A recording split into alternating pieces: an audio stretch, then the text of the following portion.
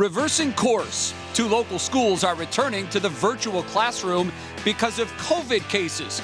Could your school be next? To adapt in the face of new information is an incredible personal strength and a life lesson we can all take with us moving forward. In today's Doing Double Duty, we talk to the experts about helping your kids manage all the challenges this school year will bring. It was bad. It was the worst thing ever. It was the worst thing ever. Ida's aftermath. Hear from Ohioans in Louisiana to help with water rescues, plus how the storm will impact our weather here at home. And it's Money Monday. One airline is making major cuts to its flight options, and rent is skyrocketing. How much it spiked this year and the reasons why. Go Browns! Our Brownies wrapped up their preseason a perfect 3-0. Now it's time for the real thing. We look ahead to the highly anticipated rematch with the Chiefs. What's new starts right now. And now, live from WKYC Studios, this is What's New. Hello again, Northeast Ohio, and welcome into What's New on this, the final Monday of the month of August. Boom, it just flew by. It's crazy. It really did. Thanks so much for joining us. With Laura Queso in for Betsy, I'm Jay Crawford. Laura, a very good Monday afternoon to you. Thank you. I'm happy to be here with you. Thanks for inviting me. Always good to have you in. We begin with breaking news. The Pentagon just announced that the last plane carrying Americans from Afghanistan has now left the country. This puts an end to the longest war in American history. The U.S. is not expected to have any diplomatic or military presence in the country after this point. We go now to Alice Barr with the very latest. I mean, this announcement just came in, Alice. It did, Laura and Jay. We're hearing from top military commanders saying that the last C-17, as you noted, has taken off with the last American troops that were remaining in Afghanistan. This marks the end of the mission, the evacuations of any Afghans that we had promised to get out, that we know there are many, many, many that were left behind that did not make it onto these final flights. Translators, others who had helped in the American mission over the years are now left behind.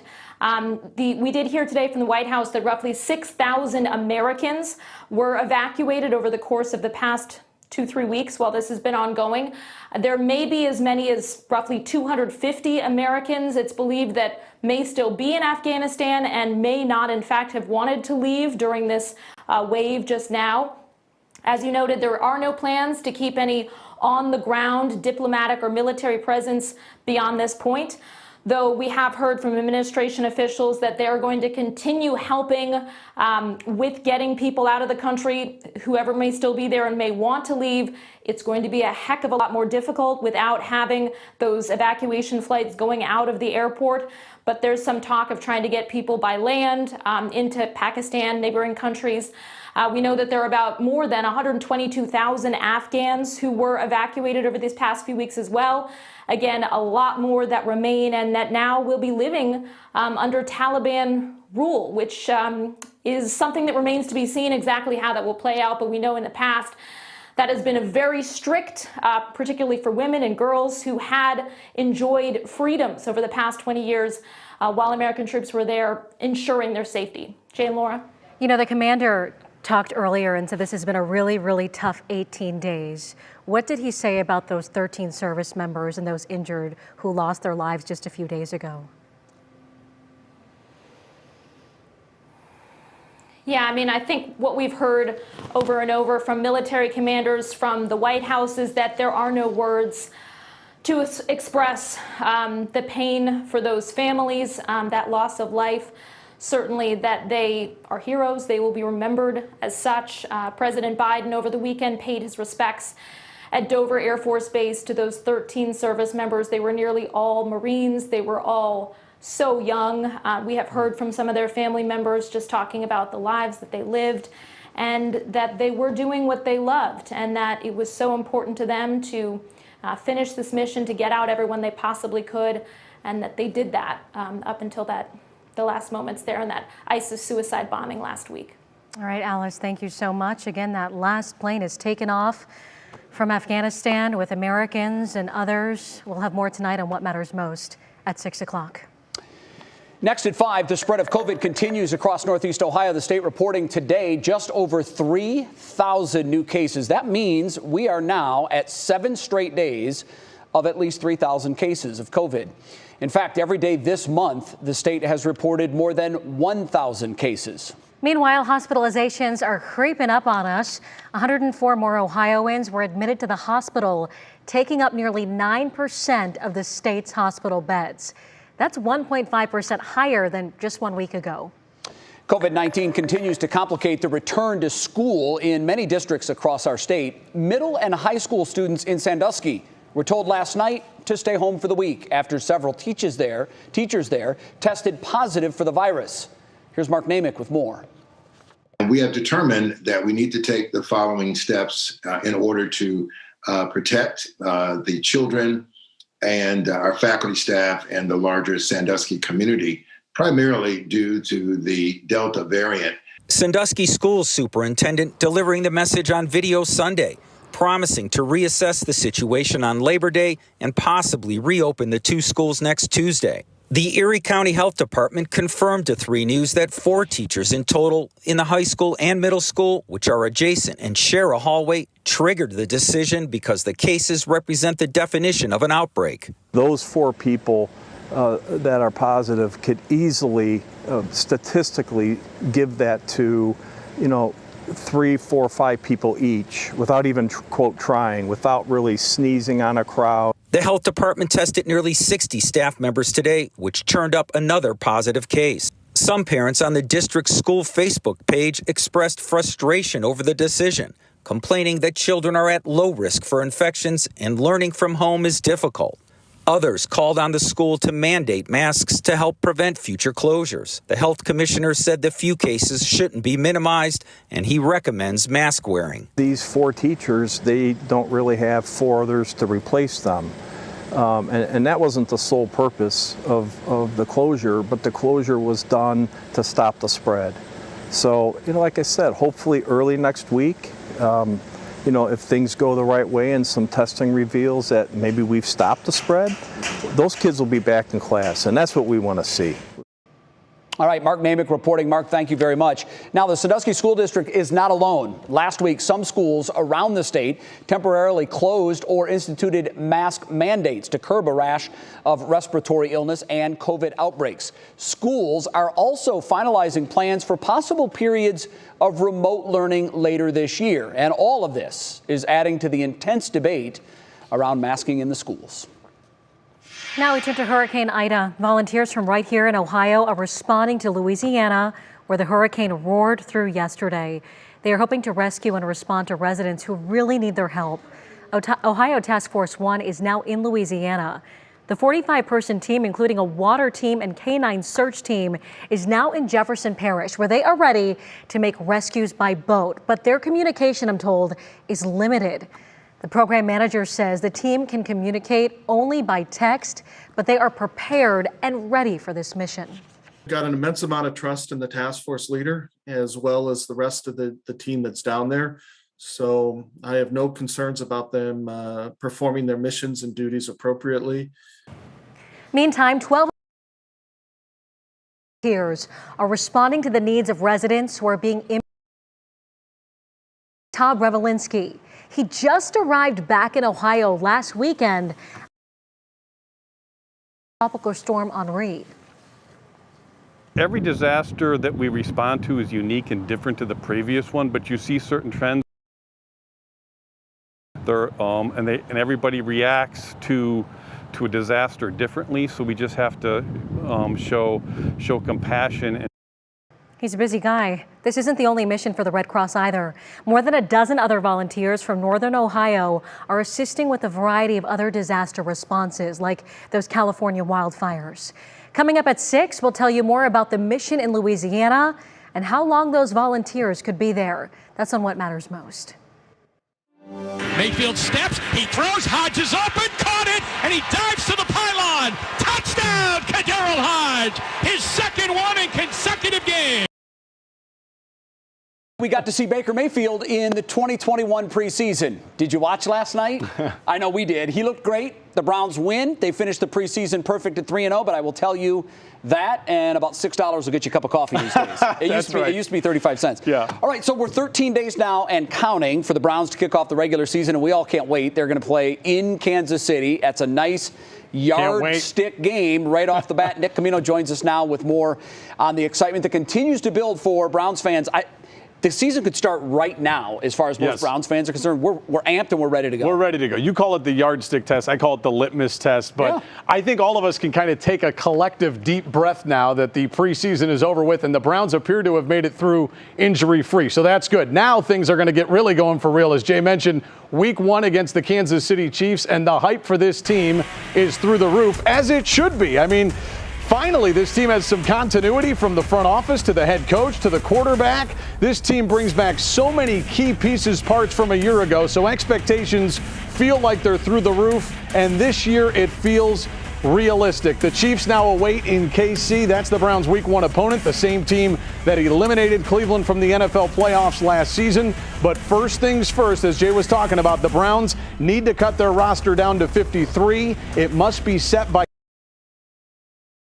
He spoke with the media today on a Zoom call, and he talked about how difficult that process is going to be. Andrew and his staff do a great job of working the roster. They're constantly looking at ways to upgrade, whether it's via trade or otherwise. So it's all part of it. I told the team last night, I would love to keep everybody. I wish they relaxed those rules. The nature of this beast. And Jay, the cuts have already begun for the Browns. We just got word a little bit ago that JoJo Natson, the former Akron Zip, he was in camp as kind of a return man, plays wide receiver. He is not going to make the team. Also, other names, Kyle Laletta, we saw him get some third-string quarterback duties, and Sheldrick Redwine, who was a draft pick for the Browns out of Miami, Florida. So it's going to be interesting to see how this plays out now. You and I were already talking about the roster. Maybe this opens the door for an opportunity like a guy like Kadero Hodge, who did have a touchdown last night. Yep, he did. Watching the game last night, Chris and Al were just heaping praise on this Browns team. Yep. The one thing that struck me as you start to think about cutdown day, there are going to be some really good football players that don't make this roster. That wasn't always the case the last decade and a half. I was just going to say, that's a great problem to have. Yeah, it is. That's a problem the Browns have not had since they came back in 1999. You always want to have difficult decisions, and the Browns have a number of them. All right. So who's counting? But we are 13 days away. We're 13 days. I can't wait.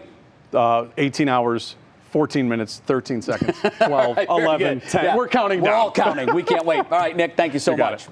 Next on What's New, paying up. If you rent, if you're leasing a home.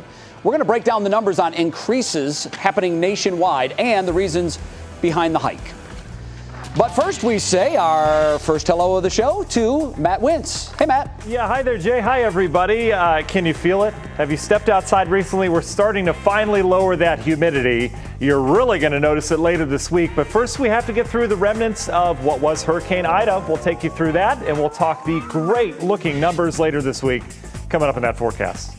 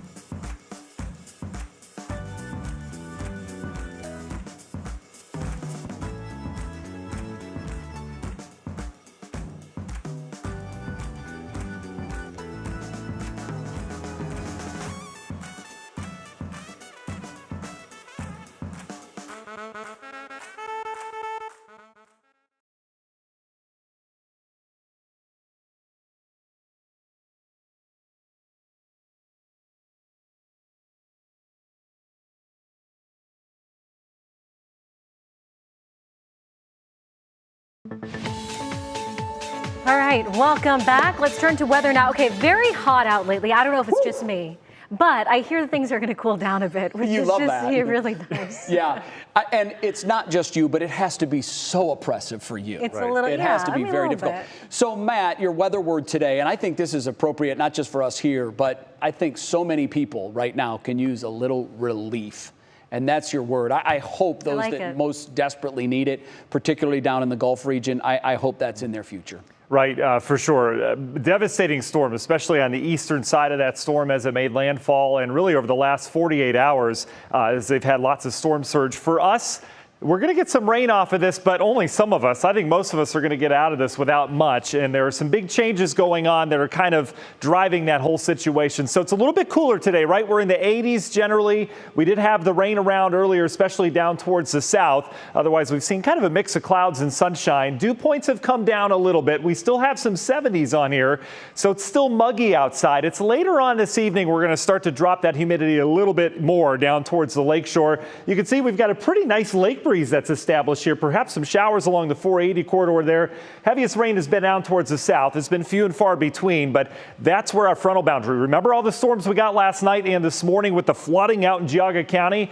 That front is now south of us, but it's stalled. It's just sitting here. So we're going to continue to see these rainfall chances. Not expecting any severe weather. It's mainly Tuscarawas and Holmes County that have the rain chances this evening. But you can see the thunderstorms off towards the west. We're getting the clouds off of this here this evening that will continue to overspray. Here's our front. Here's the remnants of Ida. Still a tropical depression swirling areas of western Mississippi right now. This front and the flow aloft is going to pull Ida to the north and then off towards the east. That puts us right on the line of where that northern periphery of the moisture is going to be. But the big story is this less humid air that's working in with this system. We have a delightful end of the week. Wait till you see the forecast as we're going to have some relief for Laura Queso and everyone else out there, right? All right, so let's go hour by hour with your National Design Mart forecast. Lots of clouds off of Ida and the storms down to the southwest. So we're going to have a pretty cloudy day tomorrow. I think filtered sunshine. You notice tomorrow morning, not a lot of rain on the radar, but we'll start to see some of that rain creeping northward. I think we're drier northern tier counties. Gets a little questionable as you get south of US 30. That's, I think, where we're going to keep the shower chances tomorrow. Temperatures in the 70s tomorrow, not bad. Here comes Ida's moisture. This is Wednesday morning, waking up now. Notice the periphery there, that northern periphery. I'm keeping everything south of I-71. So if you're south or east of 71, that's where I think the rainfall is going to be. Could be steady at times, best chance further south and east, but you can see the rest of us deal with clouds going to sunshine Wednesday. No effect from Ida in the Cleveland area. Bigger picture look at how this evolves. You can see as we go through time, northern periphery and that front keeping it just down to our south. They will have some flooding issues as you get on over towards Pittsburgh, areas of southern Ohio as well. I think that cutoff line, again, I-71, this could shift a little bit, something to watch, but overall, our big story is the muggy meter going way down. Comfortable air arrives on Thursday. That's the pick of the week. Morning temperatures in the 50s later this week. Union Home Mortgage 7-day forecast, 70s throughout the duration of the next 7 days. Just some scattered rain south Tuesday, Wednesday, sunshine Thursday, Friday, Saturday. Looking great. We'll be back with more after this.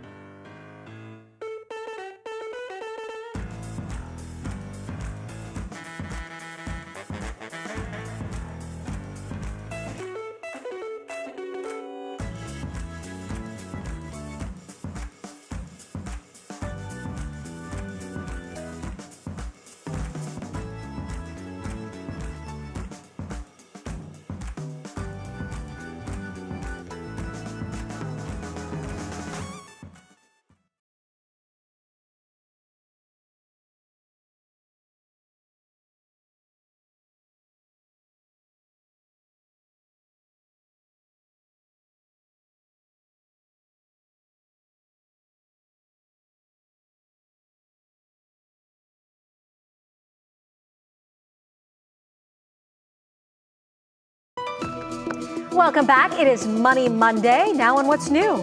We do that every Monday here. And the whole idea is to make our audience smarter with their money. Now, if you travel with Southwest, the airline announced today that it is trimming the number of flights through the end of the year. Southwest will have 27 fewer flights a day from September 7th, which is next week, through October 6th. But this is the big news.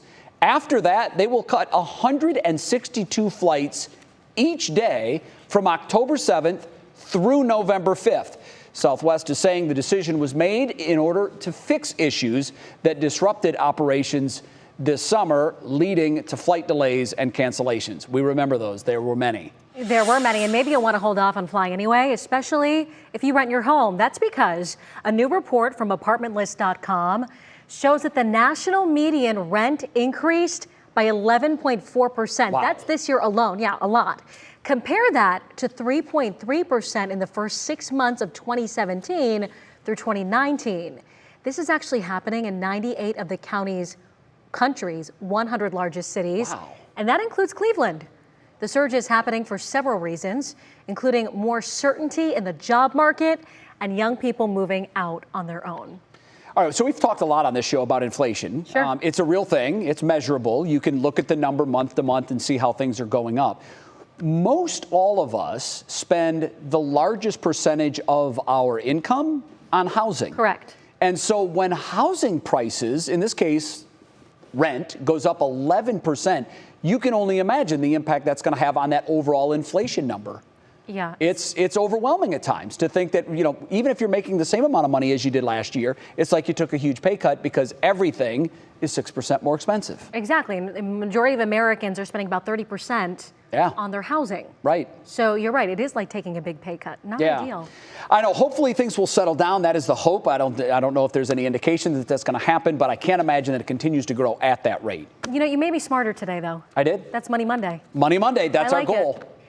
We do it every Monday. Okay, I'll start watching more. Next on What's New, reinstating restrictions. What new regulations by the EU means for American tourists. You know, you're going to have a lot of time on your hands coming up, so I expect you to watch a lot more, okay? This is true. All right, then, back to school means back to some old routines for parents and for kids as well. What one local doctor says about being flexible this school year, now more than ever.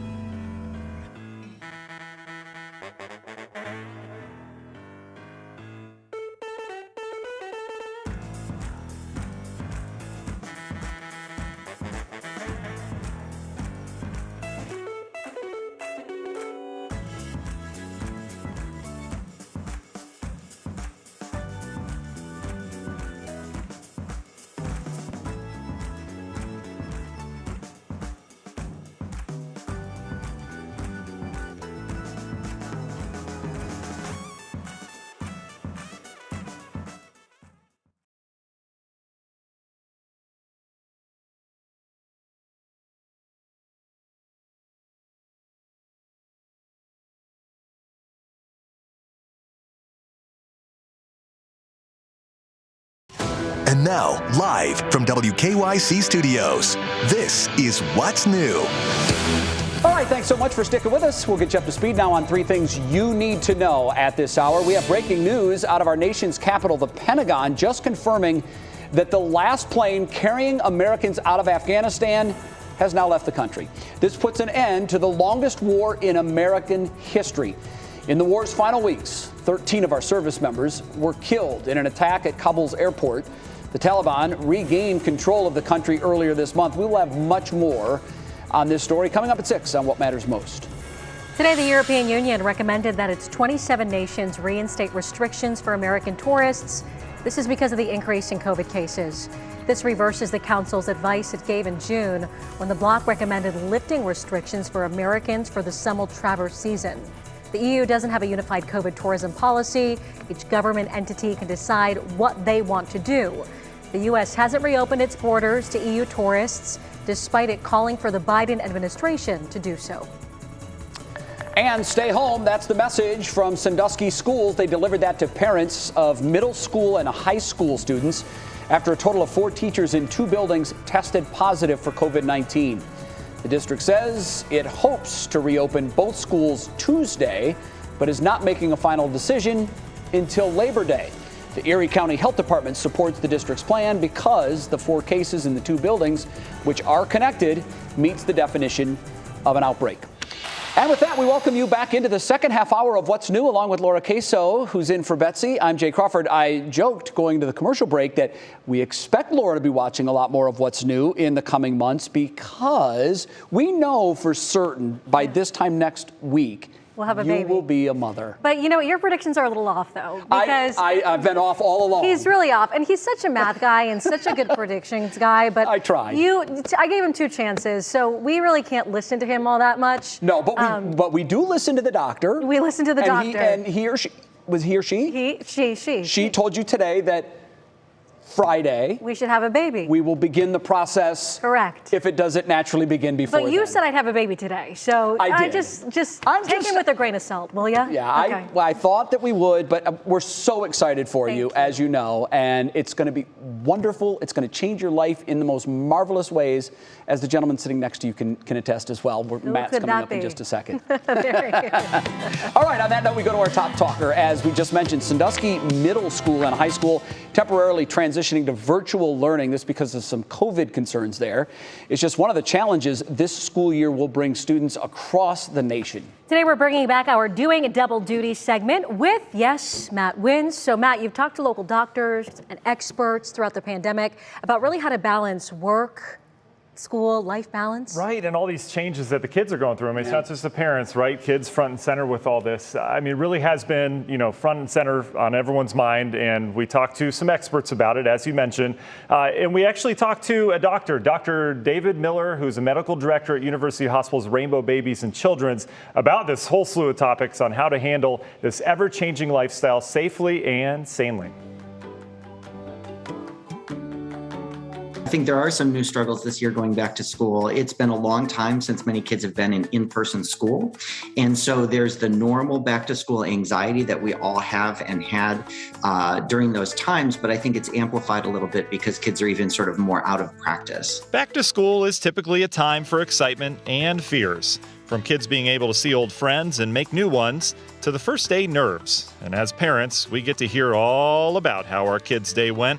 This year, you've probably had different conversations at the dinner table, and Dr. Miller suggests just be open and transparent with them. And I think it's important for parents to keep an open dialogue with kids and to frame the current situation really as one where we're all learning. And parents, even though we've been here dealing with the pandemic for the last 17 months, things change day by day.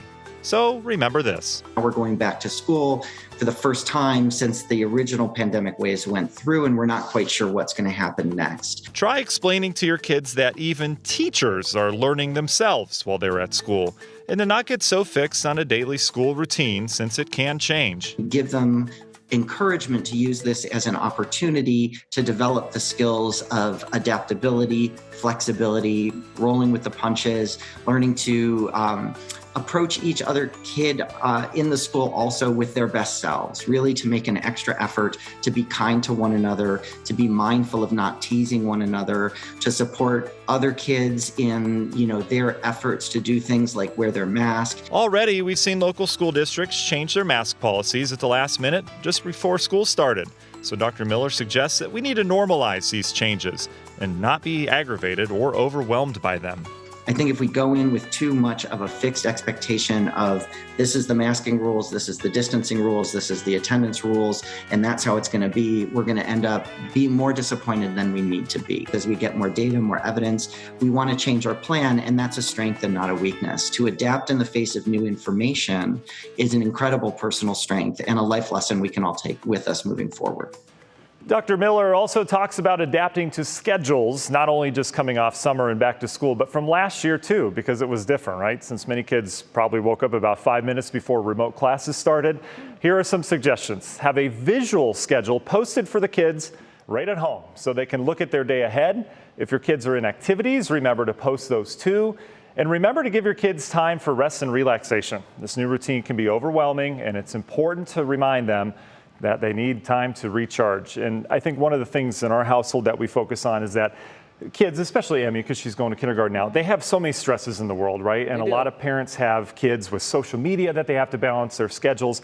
Make home that peaceful place where they can unwind, because they've got so much, so don't add pressure to them at home. And I think you'll have happier, healthier kids that way. Change has been the buzzword, really. I mean, remember when this started, it was a couple of weeks to flatten the curve, remember? And oh my gosh, that seems like a lifetime ago. Seems like years ago. And I don't know what effect long term this will have on kids, but I'm always trying to find a silver lining. Like, what can we take from this that was beneficial? And the one thing that I keep coming back to for young people is that change is a constant for them. And so often kids get into routines, and disruption of that routine and change can be wildly upsetting. They can't handle it as well. I wonder if this generation of young people will be better able to deal with change later in life. Good point. Because it's been a big part of their life for the better part of a year and a half now. We'll have to see through your kids. Yeah, your kids are right in the heart of it. They'll be the guinea pigs, and then we can follow suit with yours. Perfect, I love it. Absolutely. This will work, all right. Matt, thanks. That was great stuff. No problem. Still ahead on what's new, homecoming fight. How Westlake native Jake Paul did this weekend in front of thousands. We're going to hear his reaction. Plus, making fries more fried? Yeah, how fast food chain Wendy's plans to improve its fries for you. And also, we're taking your comments on the best fries around. Ooh, wow. Whoa. That's tough. And Matt's back. Has his weather in a jiffy. What do you have for us today, Matt? Yeah, that is going to be tough, guys. You've seen this GIF before, right? Nicolas Cage just floating through space, euphoric. This is our forecast, Thursday, Friday, on into the weekend. Wait till you see some of the numbers. You're going to love it.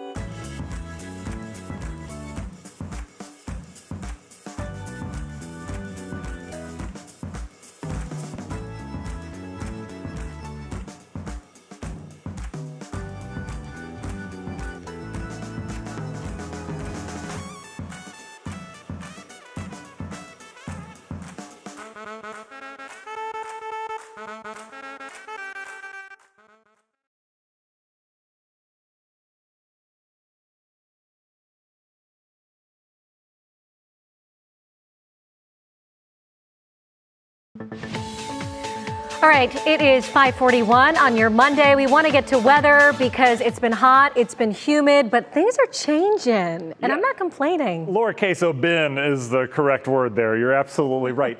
We had about a 2-week stretch of just thick tropical humidity around here, and that is about to change. You're absolutely right as we bring in some much drier air. Latest on Tropical Depression Ida right now.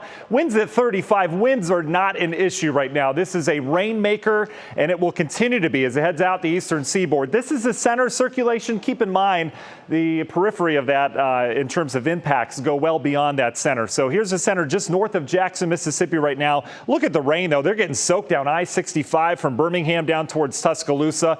All this heavy rain is really on the eastern side of it. They've escaped a lot of this storm on the western side as it came ashore Louisiana yesterday. But you can see the track of that starting to curve. Reason why we have our cold front that caused all the showers and thunderstorms we got last night and this morning.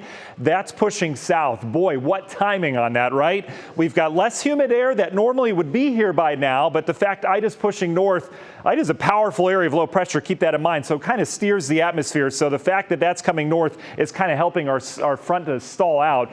So the less humid air, not quite here yet. It's going to take its time, but it'll get here once Ida pushes on out. And you can see what's left of that frontal boundary with the storms we had yesterday, triggering some storms down in Kentucky, areas of Indiana. We're getting a lot of the clouds off of these thunderstorms. These are not clouds that we have right now off of Ida. They're actually off the storms in areas of southern Indiana. But we'll get into the clouds from Ida as we go through your National Design hour-by-hour forecast. You can see by tonight, seeing some of the spray of high clouds. Temperatures tonight, not too shabby. We'll fall back into the 60s, so a little bit cooler than where we've been over the last couple nights. High clouds are going to be the rule of the day tomorrow. We'll likely see some filtered sunshine off towards the north. Not a bad day all in all. We'll likely stay in the 70s to near 80 degrees. Notice the shower chances mainly south of 76 tomorrow afternoon. They should be scattered. It's tomorrow night and Wednesday morning we start to bring the remnants of Ida up into the southern areas of the Ohio Valley, and you can see that rain shield. Just how far north this makes it, that's a big question, but I do think we're going to have a lot of dry air pushing into this, so it's going to have to overcome that. So we're going to go I-71 south and east. My gut says it's going to be a little bit further south and east of that, so Dover, New Philly, Carrollton, even Canton, we might see some rain from this. That could be steady for a time Wednesday morning before it clears on out. Then we're saying goodbye by Wednesday afternoon. Look at the sunshine, though. Beautiful day, wind off the lake, 70s for Cleveland, out towards the island, Sandusky, even Toledo looking good. So big picture look at what this looks like. You can see all that heavy rain, soaking rain, heading right up into our woods, neck of the woods here, and then eventually pulling on out, likely flooding in the mountains of West Virginia. If you have travel plans, Pennsylvania is going to get rocked by this as well in terms of some of that heavier rainfall. But look how close it is. I think it'll stay there. Again, south of 71, heaviest down towards the Ohio River Valley, where we might see some flooding down there. Rainfall locally, this is the model I like best. You can see as we go through time, heaviest rain just south and east again. Our southeast county is going to have to watch. We're not going to get a drop. Cleveland out towards the west. Dew points come way down. We get some really comfortable. Look at these morning lows. Thursday, 62. Friday, 55 waking up. All those pumpkin spice folks, they can actually be living the dream out on the front porch in the morning. Union Home Mortgage 7-day forecast. 70s through the duration of the forecast. Thursday, Friday look great. For the weekend, we have the air show going on. We've got Labor Day to plan. A weak system's going to come in here Sunday, Monday. Doesn't look like much, but we will have some scattered rainfall. But Laura, Jay, we have low humidity and 50s and just pumpkin spice everything all over. I mean, I don't need the pumpkin spice yet, okay? We're jumping 50s. Ahead a little bit, but we'll take the 50s. Hey, 55 and pumpkin spice sounds good to me. Yeah. Just saying. Pumpkin spice and everything nice. Is that a thing? All right, Matt, thanks. Now. All right, Laura, this is a crazy story. A mom in California, listen to this. Listening. Punched a mountain lion in order to save her 5-year-old son. Unfortunately, there's no video, but listen to the way this went down. The little boy was playing near a tree by his house. This is in Calabasas, California, when a 65-pound mountain lion, that's large, attacked him, dragged him for 45 yards. His mom heard him screaming, so she runs outside, and she does what any good mother would do. She started punching this mountain lion until he finally let go of her baby. The little boy is expected to make a full recovery, thank goodness. Wildlife officers found the animal and sadly put it down. This is the first human attack in more than 20 years in that area. Wow. So that's the love of a parent. Yeah, I would do Like, the same thing. Never thought twice about her own safety. She did what she had to do. Her child was in jeopardy, grave danger, and she punched the mountain lion and she won. And she saved her. But what a story. What I a can't story. imagine the fear, but she probably just acted, you just do it. There is an impulse that kicks in, and then you go on adrenaline, and then I'm sure when it was all over and she grabbed her baby and ran inside, she probably was like, what in the world Just happened, yeah. did I just do? What happened? That's an incredible story. That's a parent's love. That is a parent's love. I'm learning so much today from you. Yeah, hey, you'll see in 5 days. In 5 days or sooner. You will see, and I can't wait. All right, still ahead on what's new for you. We have an update to a sweet family full of frontline workers. How they got a little bit of love given back after giving up so much over the last year. Well, that's really a great story. And LeBron James is back at it, making sure young kids keep a bright mind. We have new details on his new book that's coming out. That's coming up in Clicking in Cleveland.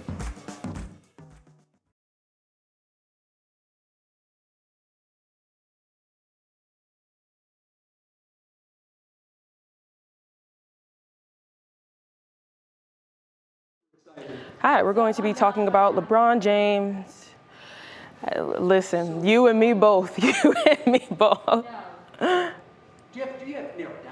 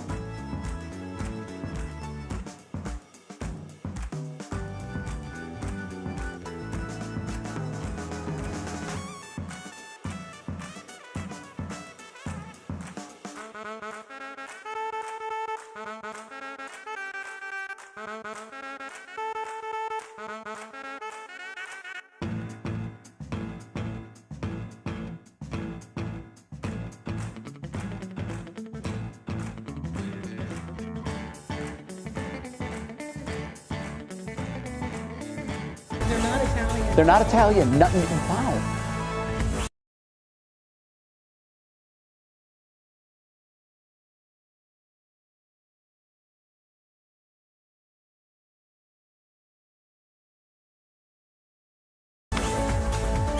Okay, 5:49. Time to see what's clicking in Cleveland. Digital anchor Stephanie Haney out this week, so the queen of pop break, Kira Cotton, is filling in. Hello, Kira.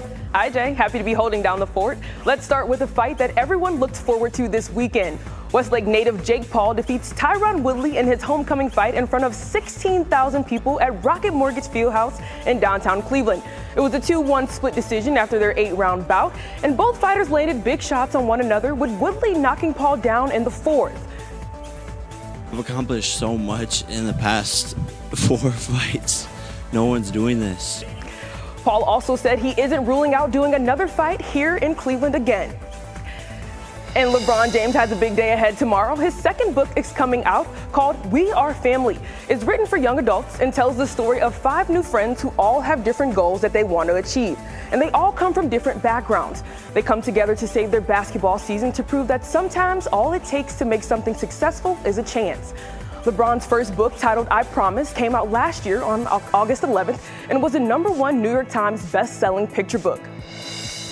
And if you've been putting off checking out the Asian Lantern Festival at the Cleveland Metro Park Zoo, you're in luck. The popular event has been extended again this season and was set to have its last day September 5th, but the zoo announced today that it's adding 11 extra days, now running through September 26th.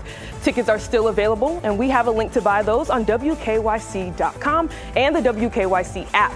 Now, Jay and Laura, over 122,000 guests have attended already this year. Have you guys checked it out? I haven't. I haven't either, and I want to, and I'm super glad to hear that they're extending it. Yeah. Because I think my granddaughter would absolutely love the lights and the colors. She's fascinated by lights. That's a great idea. And I think she would love it, and I'm super glad to hear that they're extending through September 26th. Yes, September 26th. That's exciting. And I'll tell you, it doesn't matter how old you are, you'll enjoy it. I went way back in 2019. It feels like forever ago, but it was a good time. Very good. to know. Okay, thank you. Sure thing. Well, Wendy's is cooking up something new. The fast food chain reformulated its French fries. So the new fry is supposed to retain heat and keep them crispier for 15 to 30 minutes. The move is to accommodate the growth in drive-through and carry-out sales. So the question is, what makes these fries crispier and hotter? Well, according to Food & Wine magazine, the fries will have a very slight change in shape. The not-so-square shape will retain heat, supposedly. There will also be a very thin coat of batter that will keep them crispier longer. And don't worry, the potato skins, I guess they'll remain, and they'll be strong enough to dunk in your Frosty. I don't understand that. Oh, I do that. You do? That's very much a thing. Yes. Don't knock it until you've tried it, Laura Queso. You take the fries and you put them in the shake, and I'm telling you, it's unbelievable. This is coming from the guy who eats raw potatoes. So I love raw potatoes. I don't know. But I have to say, I'm a little upset right now. Yeah. Because when I am getting ready for the 6 p.m., I sit at the other news desk and I watch you guys. Yeah. And very often, you have food like shakes and sandwiches. Oh, and we haven't had And I thought today, I thought that someone was going to bring in these fries. And we only have 6 anything. minutes, so it's There's too late nothing. now. I don't smell anything. Now I feel terrible. Not eating the anything. next time you come back, which will be a while, I promise you we will have food to welcome you. I feel bad now. I really do. I mean, no one thought of me. Because we do have food on the show. Do you have a favorite fry? Often. Do you have a favorite of the fast food places? I don't know. I'm not good. I don't know. No? I don't. Do you? I was a Wendy's guy. I hope they don't mess with perfect. Okay, well, we'll have to see. And actually, we asked our friends on our 3 News What's New Facebook page where their go-to fry place is. So far, most people say McDonald's, followed by Wendy's. Okay. Arby's and Chick-fil-A. Oh, I like Chick-fil-A a lot. They're I do tied like for third. Chick-fil-A. Yes, very good. With the Chick-fil-A sauce. Yeah, I like that's my Chick-fil-A sauce and their waffle fries are tremendous. Not pictured Burger King. Not a fan of Burger King's fries. Really? They have like some sort of coating on it that gives it's a bad aftertaste on the roof of my mouth. I can't explain it. Again, he eats raw potatoes. I don't know what to believe, though. I'm sorry. It's all a personal thing. I'm a Wendy's fries guy. Fair enough. Air fry is the way to go. Yes. Those I know, are with delicious. a little olive oil, he loves them. Yes. Okay. Okay, next on What's New, giving thanks. I love this story. This family of 12 is today's Show Us Something Good as they are given a fun experience, all because they all help so many people, particularly over the last year and a half. And also coming up on What Matters Most at 6, Leading the Land, a brand new series here on 3 News about the Cleveland mayor's race this year. Sarah Shookman and Mark Namick show you what to expect. That's coming up.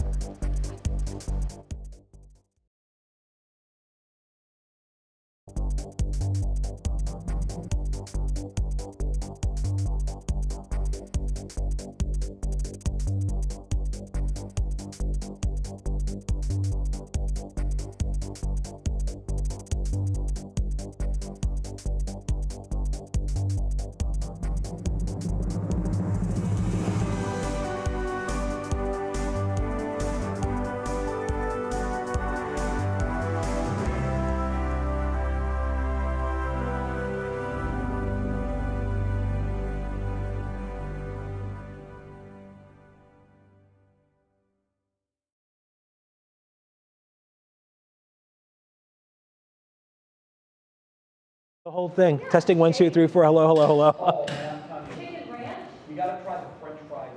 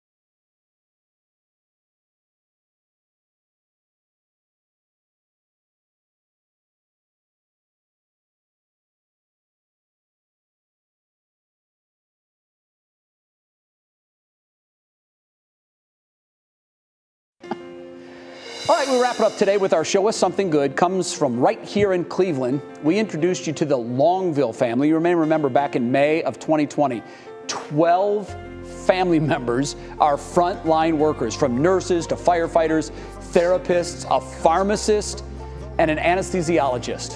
When Today's Show host Al Roker visited Cleveland earlier this year, he and the Indians teamed up to surprise the family with free Indians tickets. Well, they made good on their promise. Just over a week ago, the Longville family and more than 65 of their closest friends got to enjoy a Tribe game for free.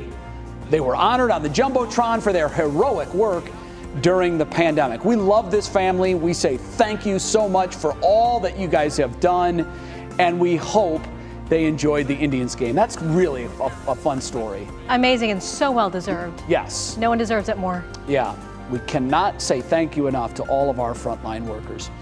We're out of time. We're back tomorrow at 5. We invite you to join us then. What Matters Most with Russ and myself starts right now. Now at 6, breaking news from Afghanistan. It's over. The U.S. military says the last American plane has left the country hours before the scheduled deadline. A live report coming up. Also, back to class at home. With COVID cases surging, some local districts decide to start the first week of school not in the classroom. Mark Nimick has reaction from parents in one district. Also, lives are being saved. People are being rescued even as we speak. One of the strongest hurricanes in decades slams into Louisiana, bringing a deadly storm surge and leaving many trapped in homes and cars. Live team coverage of the aftermath along the Gulf. And leading the land. 16 years. That's how long it's been since Cleveland has elected a new mayor. We sit down with the men and women looking to replace Cleveland Mayor Frank Jackson, and we ask them some of the toughest questions in the race. From the WKYC studios, this is What Matters Most. And good evening. Thanks for joining us tonight. I'm Russ Mitchell. And I'm Laura Queso. Tonight we have breaking news in Afghanistan. The United States has completed its withdrawal from the country.